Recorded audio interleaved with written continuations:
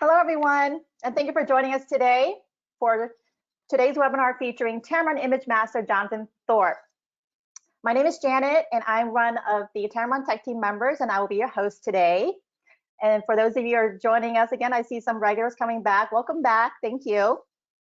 So as people are coming in, filling in still, I'm going to go over some housekeeping notes, and your mics should already be muted. If not, please do so now to prevent any audio feedback. And I'm going to be checking the chat box here to see if anyone's having issues with audio and video. So I'll give a moment for those to come in if anyone's having any trouble. Hi, James. See you again. Thanks for coming back.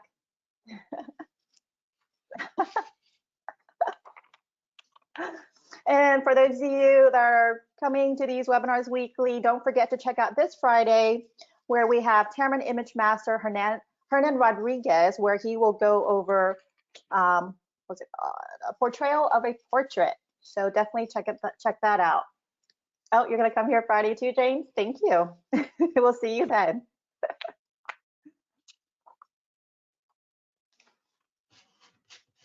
And for those of you have any questions throughout, feel free to type them up in the chat box and I will be monitoring them, and we will get to as many as we can at the end during a Q&A. Looks like everybody's doing good on the audio and video this time. Good deal. Yeah. But if anyone is having issues, make sure to go to your go-to control panel and hit on the audio drop-down box. Oh, JK, go to your control panel and click on the audio drop-down box and make sure that computer audio is selected.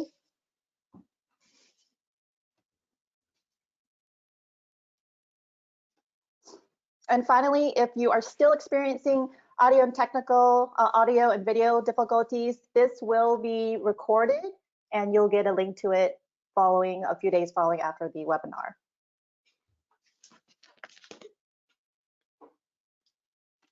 All right, without further delay, I will now hand it over to Jonathan, and I'll see you after for Q&A.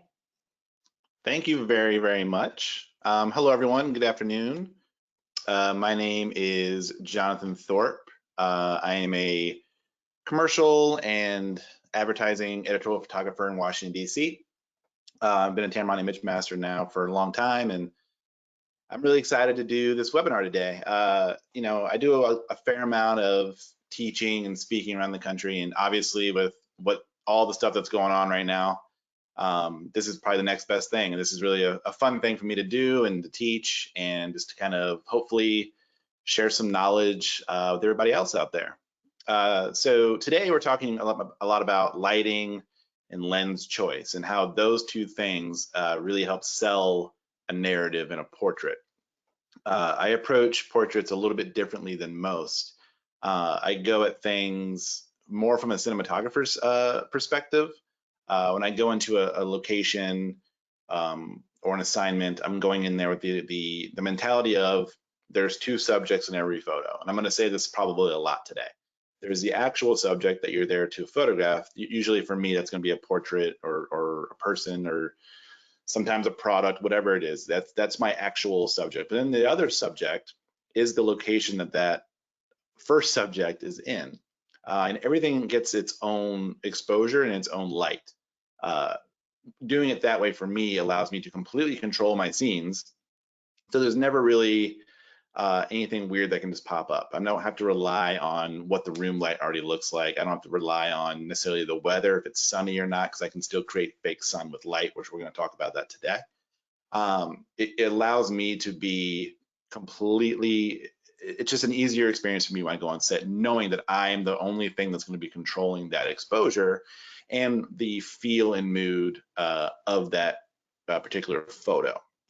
So today we're going to go through roughly, I think 20 or so, maybe a little bit more photos, starting with one light all the way up to, I think the most I have on this is 6 lights in a single shot. And everything you're going to see is very, very little edited. There's not much editing in my work. I try to create shots and scenes that don't require much Photoshop, if any at all. Typically for me, I do my shoot and then I'm home, I edit that. It takes maybe 10 or 15 minutes and then it's done and it's out the door because I've taken the time to create light that works for my clients and for me and for the mood and feel of the shot, as opposed to having to go through and correct all that stuff later. I don't really enjoy editing or being at a computer. I want to be shooting more than not. So shooting the way I do helps me get from behind the computer and just behind a camera for most of the time. And lens choice plays a big role in all that too, and in your narrative and telling stories. So without going on too much here, we'll go ahead and go into the presentation. So lens and lighting for storytelling. And before I go too far, if you do have questions that need to be answered, go ahead and type those in. I told Janet if there's something that's important to what I'm talking about, just jump in and we'll answer as we go. But otherwise, I think we're going to leave everything else until the end for a Q&A. So lens and lighting for storytelling, what does that mean? Well, creating images that have a more narrative and cinematic, feel comes down to using a lens choice and lighting to create that feeling, mood, emotion in your shots. I talked a little bit about this, but editing and color tone also play a big role. However, personally, I don't want to rely on that when I'm shooting. Today, we're going to look at what lenses I typically shoot with and how I light images in different ways to create these different moods. What all this means is I don't ever go into a shot thinking it's going to be a picture of a person on a wall and that's it. Yes, occasionally assignments come across my desk where that's a magazine just needs that. But more often than not, I'm being hired to create a atmosphere and a feeling and a mood in my shots. And that's all done with lighting and different things to bring the lighting characteristics to life. Things like fog machines, gels, which I use very sparingly because they're very difficult for me for some reason. But things like that, and lighting scenes to create mood as opposed to just lighting them to light them. A big thing for me is lighting with purpose. You don't just go into a situation and just light something. You're lighting it because it needs a light, not because it's dark necessarily or it's a dim setting. It needs a light to create a feeling and create a connection and a mood. And that's what's really important to me in my photography. Another thing that I tend to do that I think a lot of photographers don't do, I think we're all trained to, when we get to a shot, our first step is to set up our key light, our first light, and that's the light that goes on our subject, and we kind of build light from there.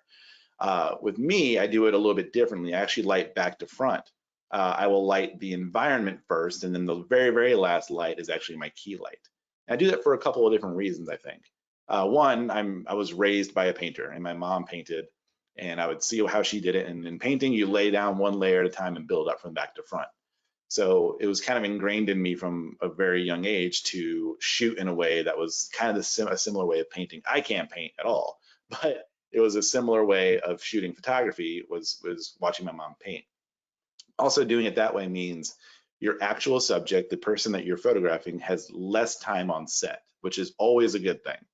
If I am working out my key light with a subject, okay, I got that light, and now I need to worry about lighting the environment. Well, it's going to take some more time. So take 15, 20 minutes, maybe 30 minutes, and now that subject is just sitting there waiting. What I want to do is make sure my environment is lit, the mood is set, the feeling is all there first. And then when they come in, it's a couple quick test shots just to make sure the light's just right if I don't have an assistant with me or something. But then when they get there, the shoot is done in 15 or 20 minutes and they're out the door. And most of the time, if you work with a high profile person or celebrity or anything like that, you only have a very, very short period of time to do these photos. So I want to make sure everything is taken care of first before I start going down the route of moving lights all over the place and trying to create that scene. So what do you use? Well, a lot of this stuff is done with lighting. I keep talking about that, right? Depending on the scene you're creating, typically two light sources are needed. You can add more to enhance the look. One can be used, but for me, if I'm using just one light, it's typically a very broad light. If I'm incorporating multiple sources, then I'm going to use small sources because I want to highlight certain things on the subject. But if I'm just using one light, I want to kind of play it safe and use a giant, either octabank or a very large softbox, just something that's going to bask that person in a lot of pretty light, so then I can kind of deal with the environment that I'm in. Modifiers play a big role, like I just said, in the final production. Smaller mods create a more focused light, while larger is a more broad, pleasing light. Use whatever, is good for you. Now, when it comes to lenses, as we go through my shots today, I think maybe one, maybe two total I've shot with a focal length higher than 45. I tend to stay in the 35 to 60 millimeter range for most of my work, and there's a couple reasons for that. All of my portraits are typically environmental portraits, and the environment plays a huge role in my shot. Shooting with something like a 35 or a 45, or I use the 24 to 70 a lot and zoom in to around 60. Using those focal lengths allows me to show the environment that my subject is in without showing quote unquote too much of the subject, too much of the environment the subject is in, where I don't want to lose my subject in the scene. So 35 to 45 all the way up to about 60 is good for me to show everything in the scene without showing too much, if that makes any sense. I will use an 85 every once in a while if I need to. If the shot calls for a tighter headshot or a tighter portrait, then yeah, I'm going to throw the 85 on there, and I'll probably use it at a really shallow aperture to blur the background a lot. But for me, the exciting lenses are the 35, 45, and occasionally even go down to like the really super wide angle 15 to 30s.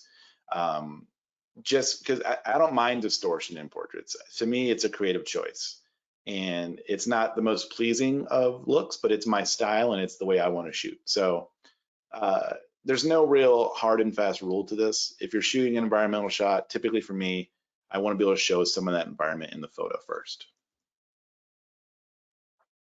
So shooting this way, this is just going back to location. Where is this best used? All these things that we're going to look at today, I think maybe one or two of them were shot actually in studio. Typically, I shoot in locations. I'm out in the field. I'm dragging lights with me everywhere. I'm dragging C stands with me everywhere. It's not the most fun, but it's the way that I accomplish my shoots. The important thing to remember is we're never just lighting a subject in its face.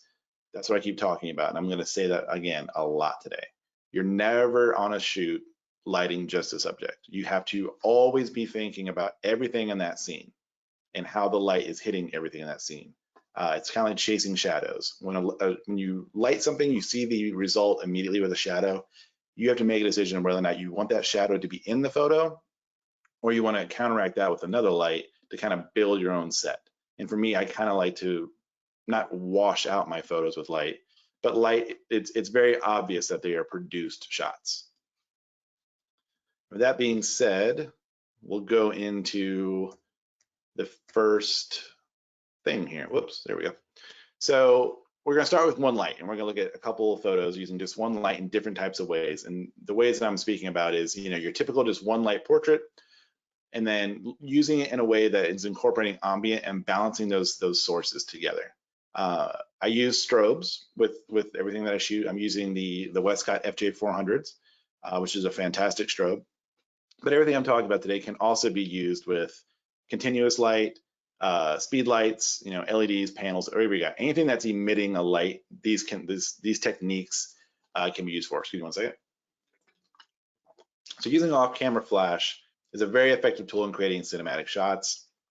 Incorporating the sun or even other ambient light sources is often where creating a mood comes in. As I just said, constant lights also work, but for me, just strobe is the way to go. But when you start balancing different types of light and balancing different types of exposures across the same scene, that's when you get into this really cool creating mood and creating feeling. So we'll start with our first shot here. Let me go through all those. There we go. Move this over. Okay. So this is just a single light source. This is a portrait that I took, oddly enough, in my backyard. She is simply on a wooden fence that has some ivy growing on it. Real simple stuff. Shot with the Tamron 35 1.8. I use that lens a ton, as I already talked about. My modifier here is the Photech Soft Lighter, which is it's an umbrella that is a reflective. You shoot into it and light comes back out of it. And that's boomed right overhead. It's kind of just right here, right above her head, very close in. Now, another thing I like to do is I want to get my modifiers as absolutely close to my subjects as possible. The reason for that is I want to be able to see the actual effect of that modifier on my photo. We're using modifiers for reasons. They all shape light in different ways and have different characteristics, which makes those modifiers unique. So I want to be able to see what those modifiers are doing. So by getting them very, very close in, it allows the effect to kind of show through a little bit better. Also, the closer you bring a light in, the softer that light source has to be. It's a more pleasing look on a face. Now, the next thing we did in this shot, just to kind of bring and enhance that mood, I talked about it a little bit a while ago, is we used fog. We had just a little fog. I don't have it with me. I usually have it on my desk to show because I think it's hilarious.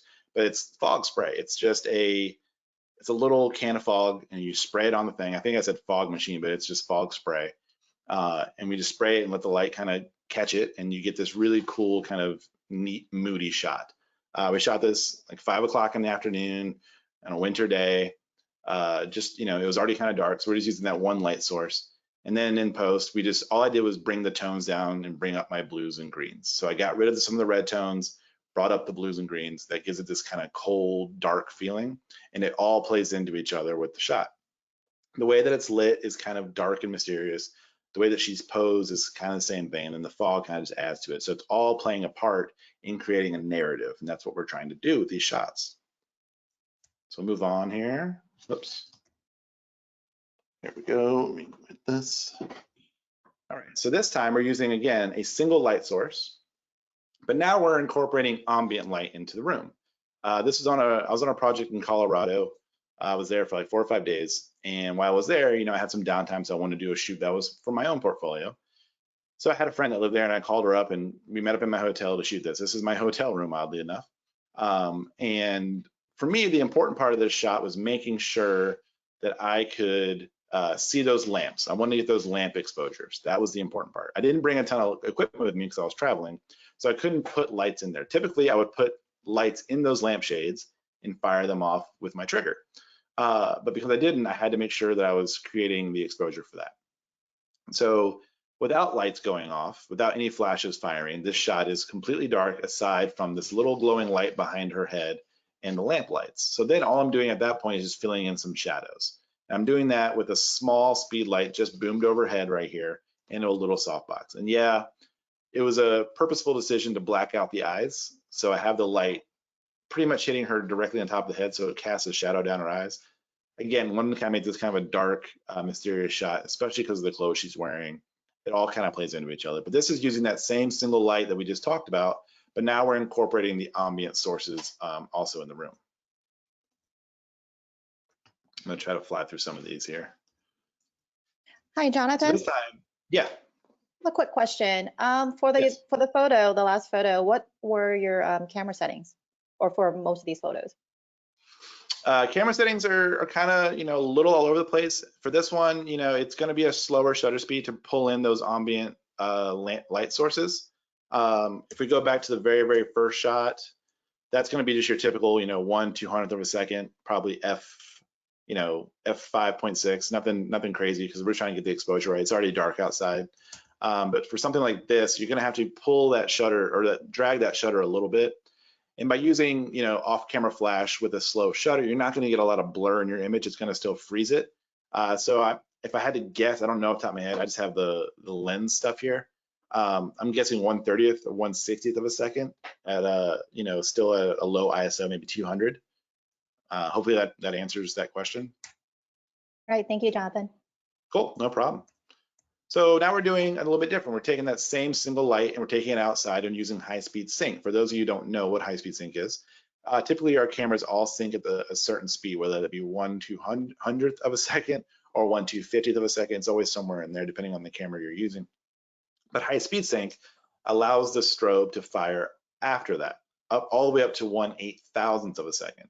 And shooting on bright sunny days, that comes in handy because A, we get to expose for the sky, and B, we can still shoot at shallow apertures because we're shooting at such a fast shutter speed, and we can use light or use a flash with that. In this shot, we're shooting a portrait at a motorcycle race that I attend every year. For those of you who don't know, I'm very active in motorcycling. I build bikes. This is a race that we attend in New Jersey called the Race of Gentlemen, and it's all pre-World War II motorcycles and things like that. So you have a lot of cool characters out there who are building cars and motorcycles, and this guy was, kind of just stood out to me. So I went up to him and said, "Hey, can I take your portrait?" So we shot this with a small little pop-up Octabank, It's boomed right overhead, and we're shooting it very, very close in. I'm taking the front diffusion out of it, so it's a really, really, really hard light.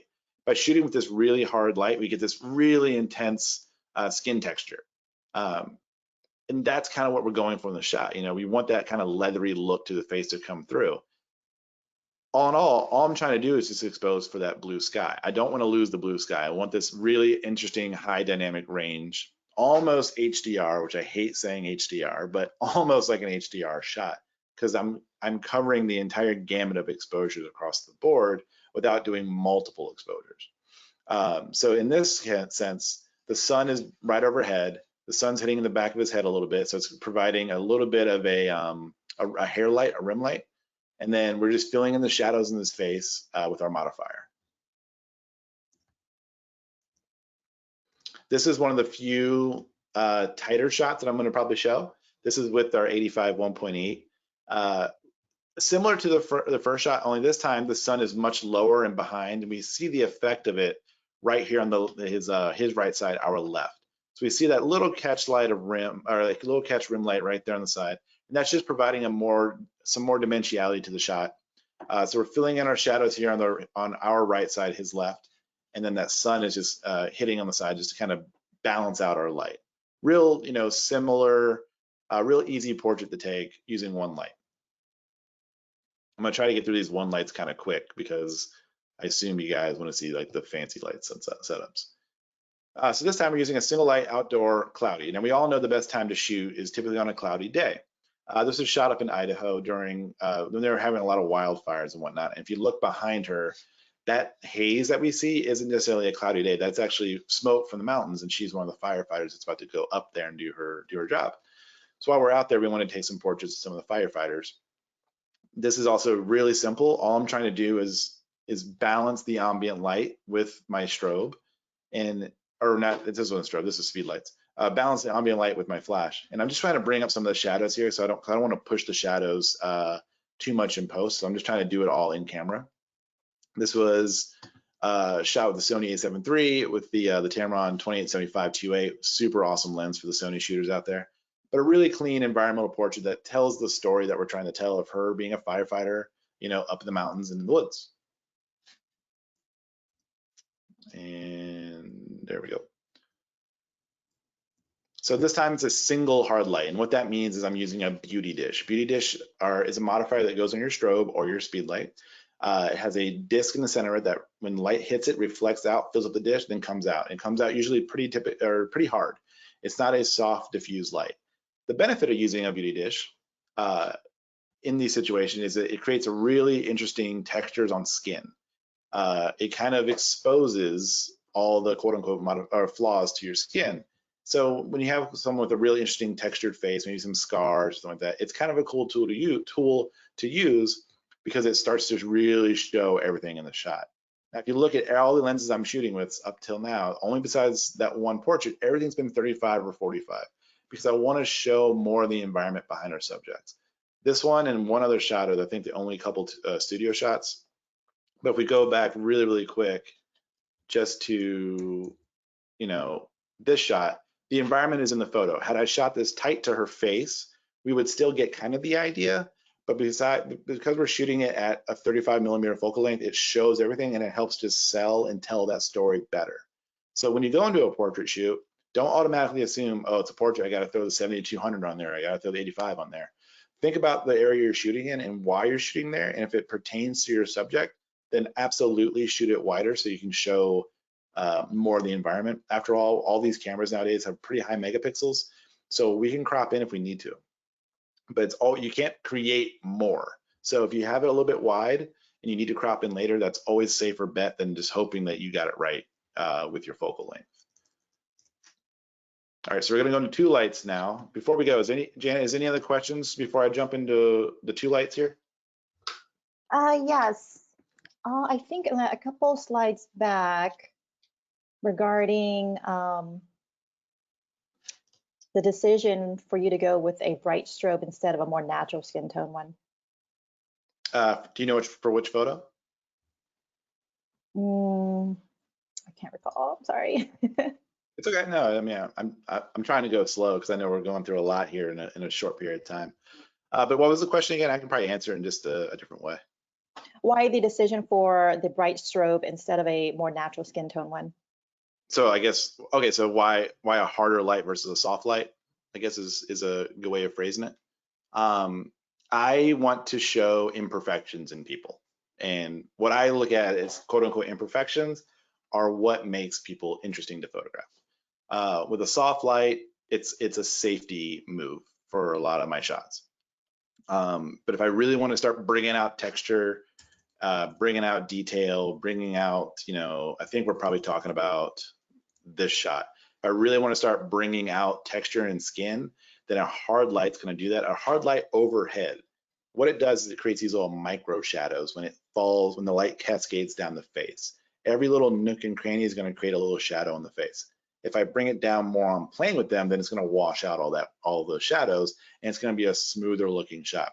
But by getting it just overhead and with a hard light, creates really hard, gritty shadows, so it brings out all this beautiful skin texture.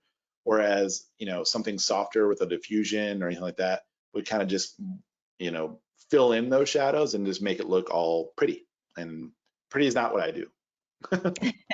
Yeah, he said that is the one. That is the picture. All right, cool, great. I hope that answered your question. Anybody else, or are we good to go? Let's see. We'll get to them. I don't want to. Okay, cool. Want to get through your info here.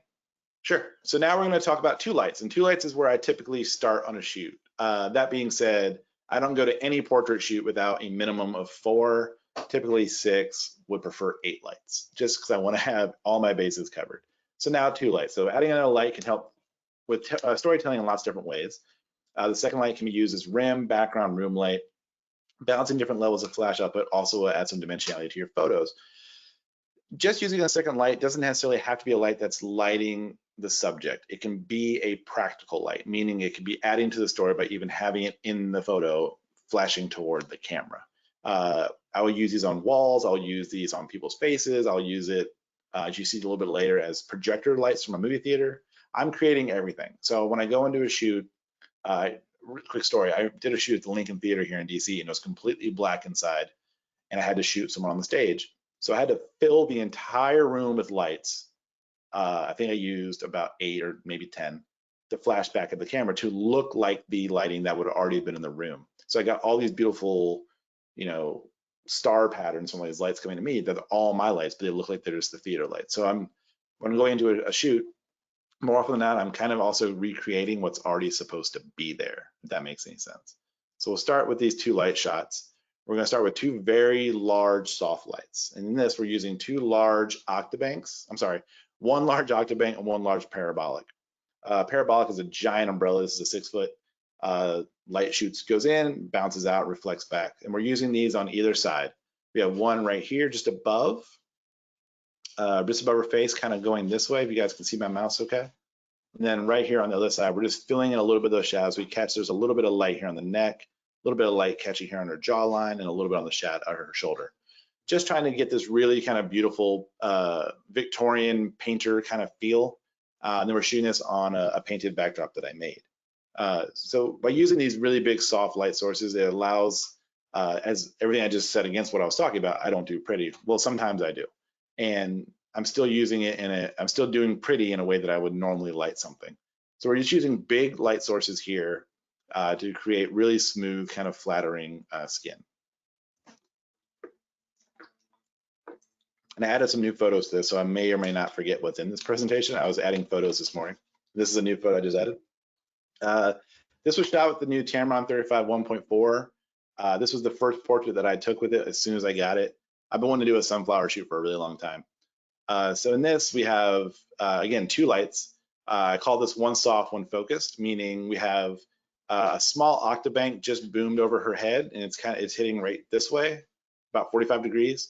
And then behind her, we have just a bare bulb that's gelled, that's casting this really warm tone on her shoulder and her hair. That's just to simulate the sun that's supposed to be behind her, and this, it's midday sun. So we're using just a bare strobe which I would call a focus light. It's just sending out a focus beam of light. I didn't use it through a snoot because I did want it to spill a little bit. For those of you who don't know what a snoot is, snoot goes on your strobe and it really, really focuses. It's like a cone that shoots out of light, and it's like shooting a laser beam. But I wanted some spill because the sun would also be spilling all over the scene as well. It's a little tricky to see because the way this got cropped when I put it in the presentation, but there's a little bit of sun still hitting on the top of the sunflowers behind her. When I say sun, it's the strobe that I'm using. Whoops, there we go. Okay, so I wish we were doing this live because this is my favorite photo to talk about because it's also what I consider to be one of my biggest mistakes in my portfolio. I call this photo a giant mistake. And I spoke about it a little bit earlier and I touched on it, but I'll go into a little bit more detail what lighting with purpose is.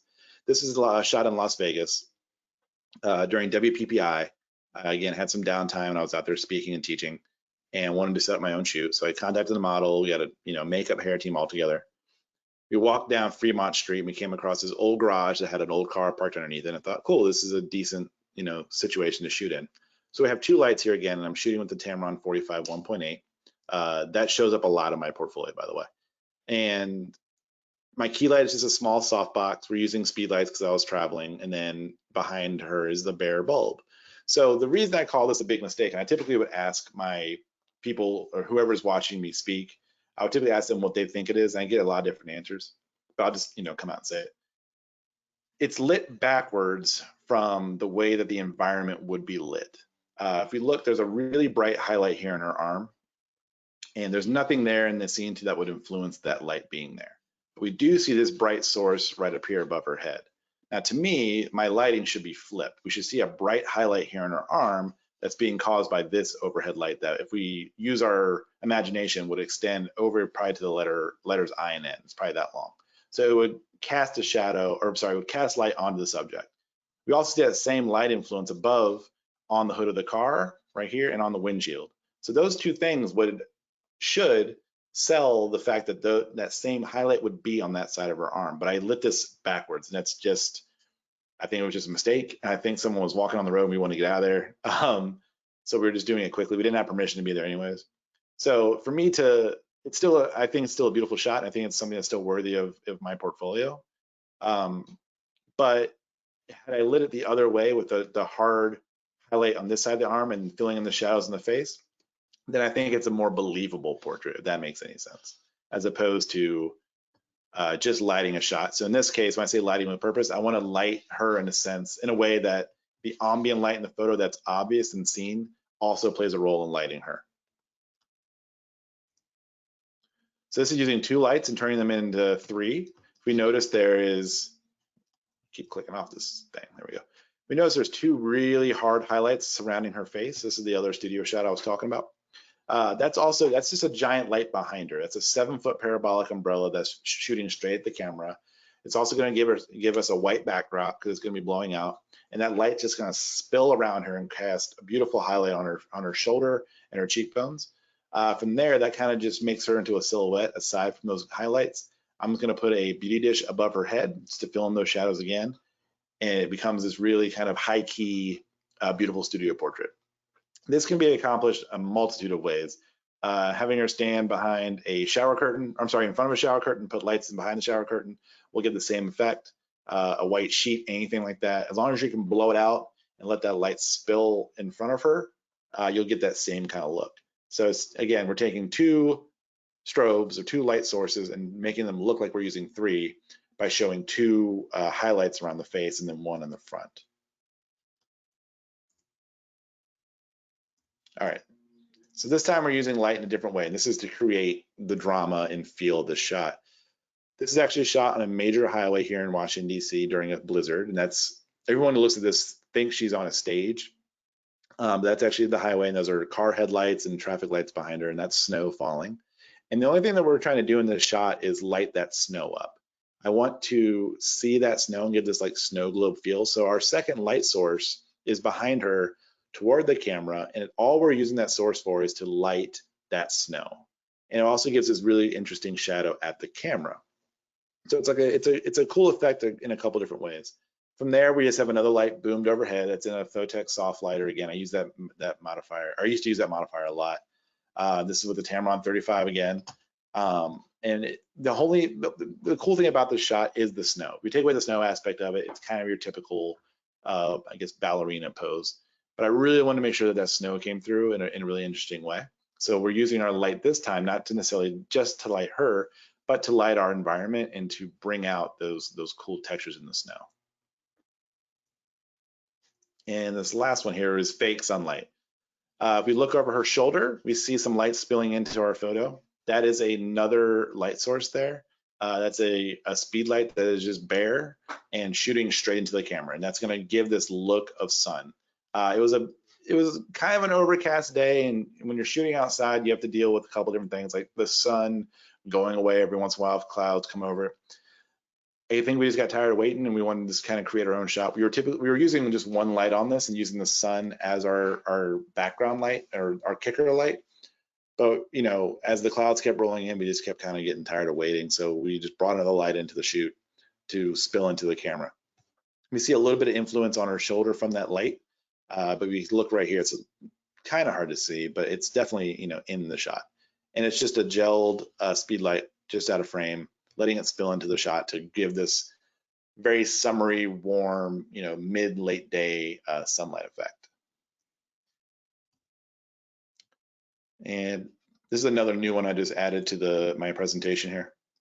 2 lights with a fog influence. So this is a very subtle thing that I'm doing in this shot, but to me, subtleness is important because it allows me to like tell my story better. So we have 2 lights here on our subject. This is shot in the National Cathedral here in Washington, D.C. It's up in the bell tower, the 24-70 at 24 millimeters. So one of the wider shots in my portfolio. Our 2 lights are a key light here and a strip, or I'm sorry, our key light is a small octabank and our second light is in a strip box cam right. So to break this down, very high up, there's a small octabank just over his head right here. And over here to his right, you can catch a little bit of light here on his ear and a little bit on the shoulder. We have another strip box that's right just out of frame. And a strip box is a very long, skinny soft box. It kind of focuses the light in one direction, doesn't let it spill all over the place. The reason we lit them like that is there is a light source in the shot that I want to show a little bit of influence on the photo. And that's this little like, I don't know what you call this light, but a little porthole light. Now, when I took the photo, it wasn't really showing up that well. So again, I grabbed that fog spray that I've used in the past. I have an assistant there and they spray a little bit of fog spray around this source that's already in our shot. And I take my photo. And what happens is you get this really interesting glow that comes from that shot or from that source. Now that's a little bit of light that we see hitting his ear and his shoulders right here. Now it actually makes sense. We have a cause and effect. We see the effect of light, now we have a cause of it. So it makes the portrait a little bit more believable that it's being lit in that scene. And we see some more light influence down the pant leg here and a little bit of shadow coming at me. So it's all kind of playing into each other and it all works. Okay, we're moving on to 3 lights. Janet, anything from the 2 lights before I get complicated and tricky here? Oh, yes. So let's see here. We do have a question regarding how do you get color balance right with mixed light sources? That's a complicated question. Doing custom white balance helps. Gelling lights helps, obviously. I don't pay a lot of attention to it. I typically shoot on a flash white balance or an auto white balance, to be honest with you.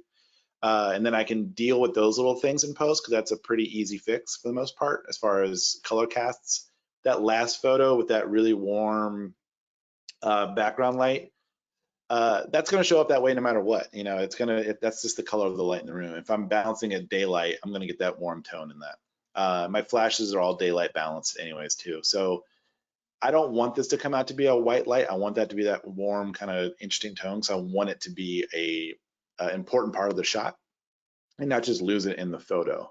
Otherwise, you know, I'm just kind of relying on my camera's white balance to really help me out with a lot of this stuff. Most non-technical answer ever. And do you use a light meter? No. You should though. You should probably use light meters. I'm at the point now, I make this joke a lot, but it's not even a joke. I don't know how to take a natural light photo. I've never taken one in my portfolio. When I started photography, I would hold flashlights around action figures, and that's how I taught myself how to light things. So I really know my lights at this point. I know what they're gonna look like at any power setting. I know what they're gonna look like no matter how far away from the subject they are. But yes, I think light meters are a very valuable tool. I don't know how much I would ever use a light meter because frankly, I don't really care what the light meter is going to tell me because I'm creating a scene the way I need it to look. So the light meter doesn't know what I want. It's just going to give me what it thinks the best exposure is, which it might not be. So I would suggest, yes, a light meter is great, but more so just trial and error and practicing is going to get you way further in creating your own style than a light meter ever will. And do you have a battery for your strobes when on location? Yes, the Westcott FJ400s are battery operated strobes. Every strobe I've used before the Westcotts have all been battery operated. When I first started, I was shooting with white lightnings. If you guys are old enough to remember those big, massive 1,000-watt strobes, and I carried around this battery. I think it was called the Explorer, and the battery itself was probably 3 feet long and weighed like 8 or 10 pounds. It was a massive battery. It was awful to bring on set. Couldn't fly with it, obviously. It looked like it ran off a car battery. But I would drag that thing around with me to every shoot just to light stuff. But again, speed lights, LEDs, all that stuff works the same way we're talking about. It's just those don't have as much power in them as a strobe. So you have to kind of mess around with your exposure a little bit more to get them just right. Thank you. Thank you, Janet. All right, 3 lights. We're getting complicated. This is going to be a 3 or more stuff. That way we can save time for questions here. So we're going to jump right into a big one here. This is the band Real Big Fish. These are good friends of mine. I grew up playing music and in bands, and music's a big part of my life. So this scene is as complicated as it looks. It's not.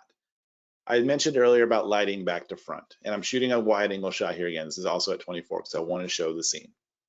So when I get to this shot, the first thing I'm going to do is get my exposure for the sky. It was a beautiful, moody, stormy sky that was coming in. I wanted to make sure we got that first. So imagine taking the shot and just seeing the sky and everything else is blacked out in the scene.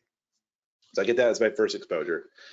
The next part of my lighting setup is going to be getting that wall and that building lit behind them. So you can't see my light stands. I've probably had to Photoshop out a leg or two here and there, but they're blocking the stands for the most part.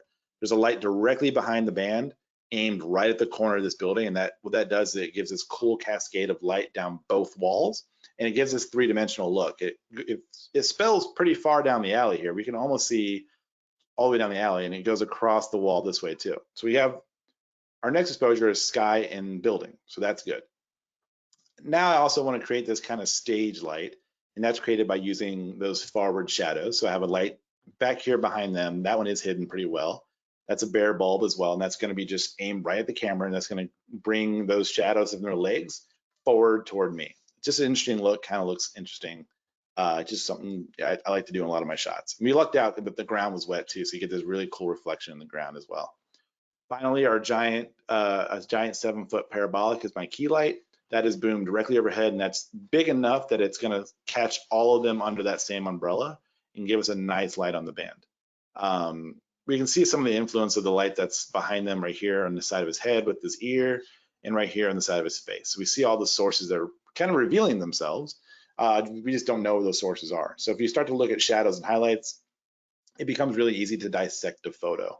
And this is, as interesting as a shot looks, it has dynamic as the range of exposure is. It's a pretty simple light setup, because all we're doing is controlling every part of that scene with a different type of light, or different light altogether. So this time we're using 3 lights just to sculpt a face. We have 2 lights on either side that are in strip boxes, which are, again, those long, skinny soft boxes. I use those a lot. Then our key light directly above her head is a deep octa. And when I say deep octa, it's a very, very elongated octabank that kind of channels the light and shoots it down into like a chute. What that does, it creates a really hard, cool shadow into the face without being too hard on her skin. What that does, it gives a nice hard shadow, and those other lights are providing just really cool glowing highlights around her face. Shot on the Canon EOS R, which is my main camera now, with the Tamron 45, so I wanted to have enough room to see shoulders and see the neck and everything. I didn't want this to be a super, super tight portrait. I made those sunglasses. You all should be very impressed. All right, gels. I hate gels. Whoops, I don't like gels. Gels are hard. I don't know why I have so much trouble with them. But using gels on a shoot are very difficult. If you know how to do them well, more power to you. I don't think I'm very great at them. But in this shot, the gels are kind of giving this cool crime 1980s vibe to everything. You know, they're jewel robbers. You can't really tell, but that's a box of jewels or a suitcase full of jewels that are on the hood of the car. In this shot, we're exposing for the headlights. We want to make sure we see those cool glowing headlights from the car and the running lights and the fog lights and whatever. And then we're just kind of filling in shadows with gels. Okay. And that's it. It's a quick 3-light setup. You know, that's it. Just gels, and our key light is just above their head to light up their faces. We're going to try to get this a little bit faster because we're running out of time, it seems. Again, 3 lights outdoors. We have 2 lights on either side. A lot of people think this is a Photoshop image where he's on the background, but this is a shot on location portrait. We have 2 lights on either side. Again, those are those same strip boxes I use all the time. And we're using a large parabolic in that 35mm. A lot of people ask how I took this portrait. I honestly just put a traffic cone in the middle of the street, and that was enough to, you know, stop cars from coming down the road. A traffic cone will get you far in life. Oops. So now we're moving on to 4 lights. Sorry that I'm going a little bit fast now, but we'll save this all for questions. 4 lights, with one of those lights being a practical light. I talked about this earlier. This light behind them is my strobe that's acting as a movie theater light. This is Rhett and Link. They are some YouTube channel owners and some comedians that have been around for a long time. Really cool guys. Using that similar 3-light setup to a strip box on either side, and then a large octabank overhead to light them up. But the real star of this photo is that projector light behind them cascading down the top of the seats, because now it really emphasizes that they're actually in a movie theater versus just like a normal, you know, amphitheater or something like that. Okay, 5 lights. We're getting more and more and more. Controlling our ambient here. One of my Halloween shoots, I do these every year. It's usually a really big production, and we involve a lot of people. A lot of my friends get to be involved in it. In this, we have 5 strobes altogether. We have 3 large parabolics lighting the entire scene. Those are above and just boom straight down. Large parabolics being 6-foot umbrellas. They're all kind of all over this space, giving me a nice base exposure to start with.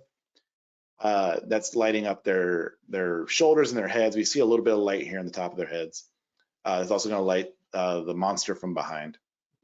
We also have a light that's in the back of the woods coming straight to the camera that's going to help light up some fog that we have, you know, cascading around the shot.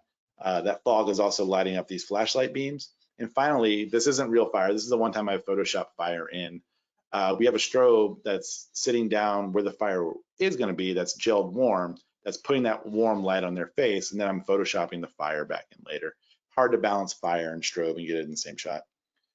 This is the one of the times where I am photoshopping some stuff in, but I'm doing it in a way that I'm not correcting the photo. I've already lit it and planned it to have that Photoshop in it. So by doing that, it's limiting what I have to do in post, and I can just throw, you know, a generic shot of fire into the frame. And now 6 lights crushing the ambient. This is the Sony a7R II. Our lens, and this is a 45. So again, I want to show a little bit of the background, but not too much. Really big lighting setup. There's actually a behind the scenes video of this that we did with Tamron. 1 lens, 1 location, 1 lesson, I think it's called. In this, we have 6 lights.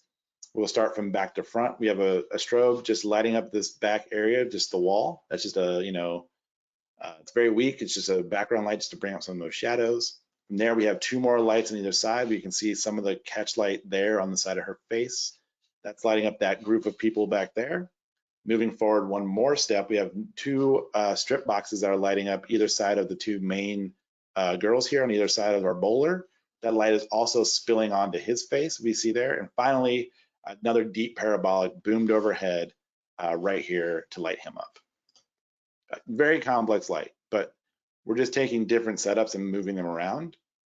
That same 3-light setup that's pretty typical of my work, I'm just duplicating that light setup and just moving it into chunks around the scene. And we won't go into composite stuff, we'll fly through those. And now we can go to questions because we are running out of time. And I talked a lot. Janet, is there questions? Yes, we're going to dive right in. And thank you for all the questions that came through. And we will try to get to as many as we can. If it goes long, it's okay. Yes. And then for those of you that asked, this is being recorded. You will get a link to it a few days following this webinar. All right, so let me see here. Let's get right to it. One of the early questions that came on was, how can you achieve the effects of a beauty dish if you're doing street photography or shooting wild animals? How do we get the effects of a beauty dish? Right, but you can't bring like lighting equipment. But oh, okay. So not using any lighting equipment, or just how do I replicate that effect with something else? I think that's the question. I would shoot with small direct sources, maybe just a speed light that's maybe zoomed in on the flash head. That will give that same kind of hard light that's very focused and direct, and it will still bring those shadow details out. I started my career doing street photography, and I would carry my DSLR in one hand and a flash, a terrible, cheap flash in the other. And I'd walk up to people, not tell them. I'd get really close, and I would flash over their head and take the picture. And it provided a really cool, hard, contrasty light that still provided a nice chin shadow. So I would say if you wanted that similar effect, that really cool detailed skin effect, just get your light sources small, but have them tight and zoomed in, and you should be able to get that. Great, thank you. And back to your sunflower shot, what time of day was that? That was at 6 o'clock in the afternoon. And on your snow shot, I believe with the ballerina, how far back was the light from the model? Let me see if I can get back to that really quick. It wasn't that far. I would say it's probably 5 feet behind her. You can see where the light source starts right here. I mean, it's right where that hard horizon line of light, that's where the light is. So maybe 5 feet behind her, and then back to the camera.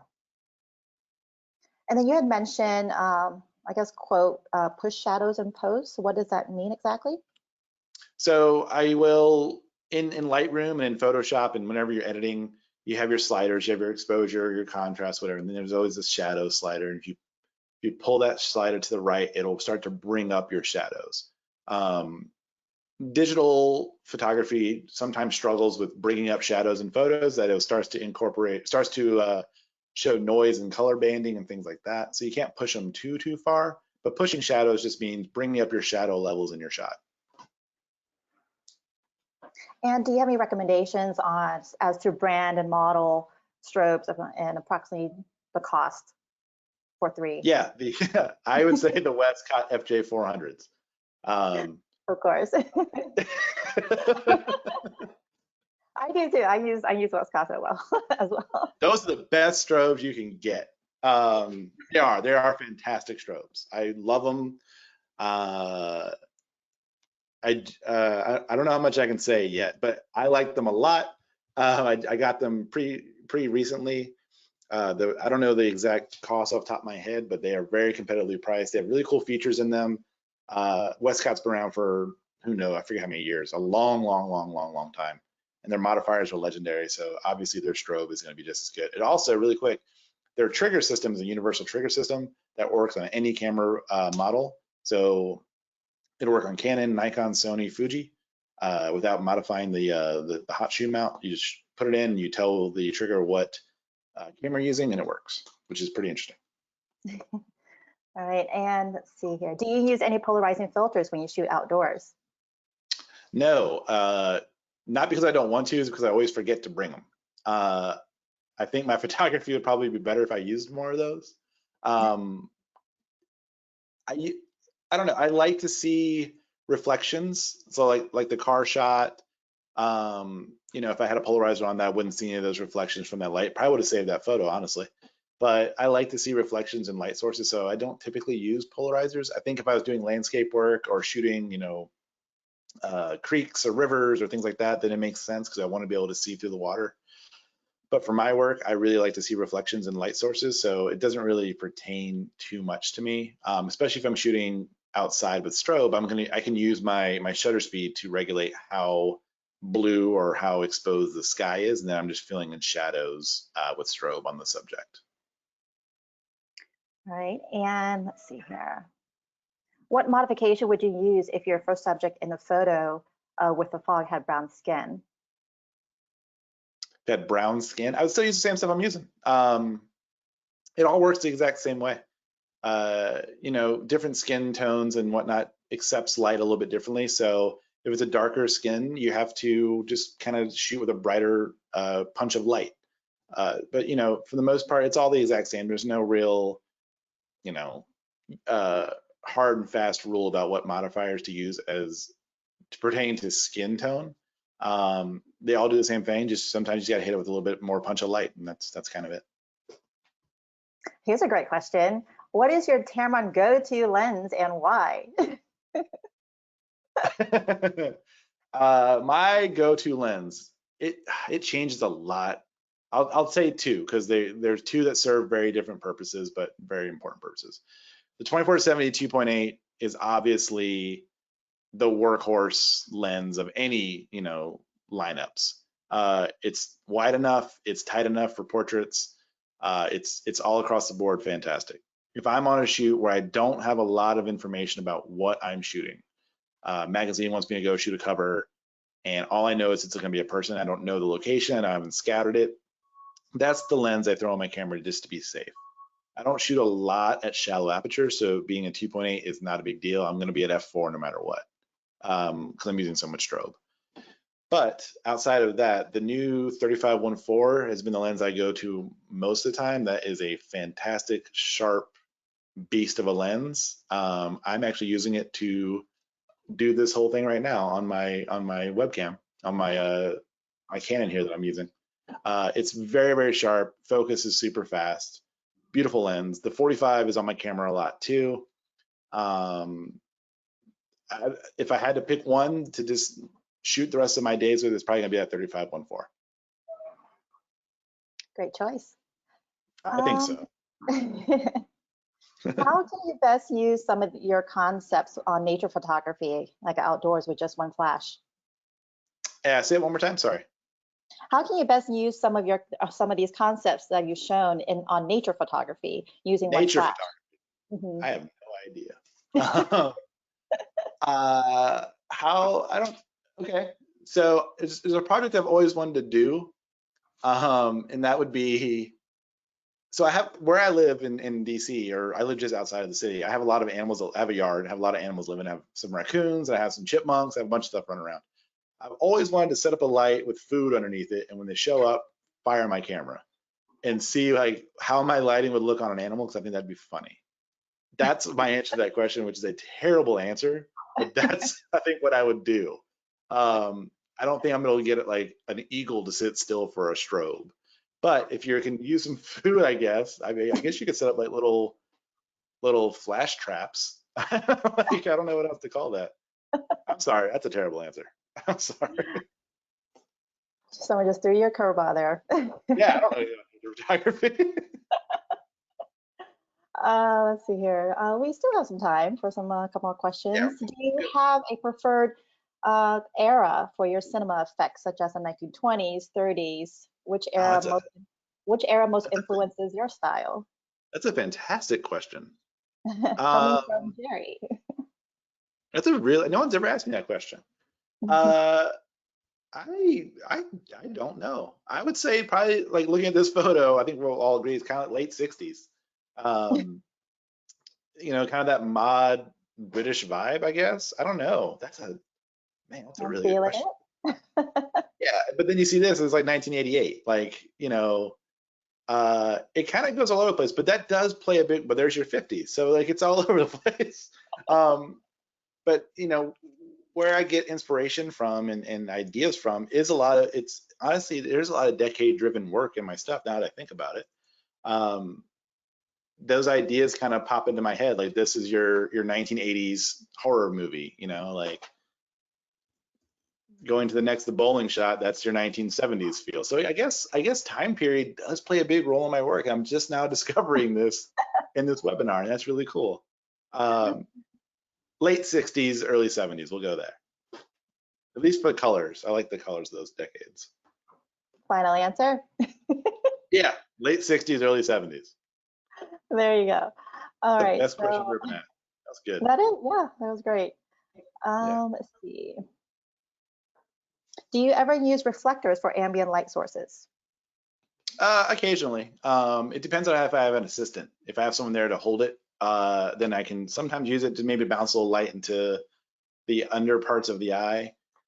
Reflectors are great, but you're going to run into a couple of issues. A, wind will just destroy a reflector really quick. Even if you have someone holding it, it's going to be difficult for them to hold. B, it's going to reflect light straight into your model's face, which is going to cause them to squint. I'm trying to avoid that in most of my shots. But you know, if you're you can use a reflector to fill in shadows on one side of the face if you're using a one light source situation, where you have the light source, you know, hitting on one side, and you use a reflector to fill in the shadows on the other side of the face. It just doesn't come up too often because I'm usually just using more than one light source. But if I was just using one and I had a way to prop up a reflector that was reliable and not going to blow over, then yeah, I would totally do that. I used to use white poster board from like a craft store all the time. So yes, so you mentioned whether or not you have an assistant. That leads to a different other question. Since you are booming your lights, are you bringing along heavy weights? Also, how many people do you have usually working with you? This is in regards to the band photo. Yeah, so I do have assistants. They're typically just my friends, and I kind of tell them what to do. I like to involve my friends and stuff because that's fun. It makes work fun. I travel and shoot with C-stands, and it's a nightmare. It's not fun. C-stands are heavy, they're big, but they don't blow over, and they have a lot of weight to them. And I trust booming a light overhead.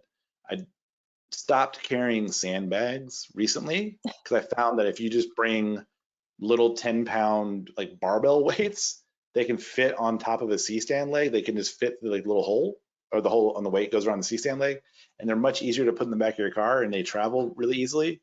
And that's been the easiest way of making sure things don't fall over. If I don't have an assistant, then if you notice most of my lighting stuff, I am booming the light directly over my head, and I'm generally shooting right underneath my light. So I will sit on my stand if it's windy and just kind of hope it doesn't fall over. But you know, the 10-pound weights have been good, but yeah, I use C-stand. I don't use like the typical, the black, you know, Amazon special light stands. I use big old dumb heavy C-stands that suck to travel with. Let's see here. So I know you skipped through the composite pics, right? I can go back to it though. Somebody just said that, can you just skim through real quick? They just want to look at them. Yeah. And while So we're composite stuff. correct. Yeah, I do a fair amount of composite work. You know, if you are limited to your location and you don't want it to be in a studio, then you know, do a composite. These are all 3 light setups, meaning 2 lights and then 1 key light. That's really pixelated, my bad on that one. But I did shoot the backgrounds of all these shoots too. So I travel for shoots, or if I'm going anywhere, I kind of think of, I want to create background plates. I want to make sure I want to create some stuff later. So I want to have my own catalog of backgrounds. I don't rely on, you know, some type of Getty or what's it, Unsplash or whatever those sites are that you can get images off of now. So I had this background image of this abandoned warehouse that I knew would really work well for like a tough kind of, you know, athletic shot. This is actually my makeup artist named Jessie. She does MMA fighting, if you can't tell from the photo. So in that shot, I knew that it was a light source coming straight to the camera and in the background shot. So when I wanted to use her for this, I knew I had to wrap her in light. So we're putting 2 big strip boxes on either side of her, and then that small octabank just boomed overhead to light up her face and her midway down her torso here to bring up those shadows in her. And that's, really, really typical, easy stuff. If you're not showing feet on ground, doing composite work can be very, very simple as long as you know what your background's going to look like before you go to shoot your composite. Similar thing here. This was shot in Georgia for a magazine, and the story was about him. He's a very, very young film director. That's a real projector. That's a real light coming from the projector this time that we powered on set. But this was shot in a I think a coffee shop with the green backdrop that we set up just to make sure we knew we were going to composite him in. Same light setup, 3 light sources, one on either side, one boomed overhead. And then, he grew up making movies in his bedroom, so I had this background bedroom plate that I could not tell you where I shot. I think I shot this in Utica, the background. So I knew I could throw it into this and that would work. And finally, this DJ, I knew this background plate was going to work because it had all these really interesting lines in it. I could not tell you what city I was in when I took this photo, but we wanted those cool, interesting, lines to show up in the shot. It kind of lends to the whole digital music thing that he has going on in his career. Same thing, 3 lights, 2 on either side, and then 1 boomed overhead. And we're using these light sources that are in the shot. If we go back to this one, if we look at our light sources here, we see our shadows are kind of going this way a little bit from right to left, a little bit down. So we have a harder light hitting over here. This would be the window in the room on this side of the shot. And in this, we want to make sure that these light sources that are on the bridge are also affecting our subject. All right, so we definitely need to wrap it up now. If we didn't get to your question, please feel free to contact Jonathan directly, either through social media, his social media, or email him on his website. My phone number is 703. Just kidding. Oh, and also just a little bit of a feedback for you, for Jonathan. Some people, since they are new to lighting and they would like to see you have set up like sort of your camera settings, maybe like a lighting diagram for other presentations if we have another one with you if possible. Cool, yeah, no problem. Yeah. All right, thank you everybody. Great questions, and hopefully you learned a little bit something. I know I definitely did, and I love Jonathan's work as always. Thank you, Jonathan, for presenting today. Thank you. And don't forget to check out Friday's webinar featuring Hernan Rodriguez on Portrayal of a Portrait. Thank you. Yeah, he's awesome. Go watch that. He's a good dude. His work is fantastic. Yes, he is. All right, thank you and goodbye. Bye.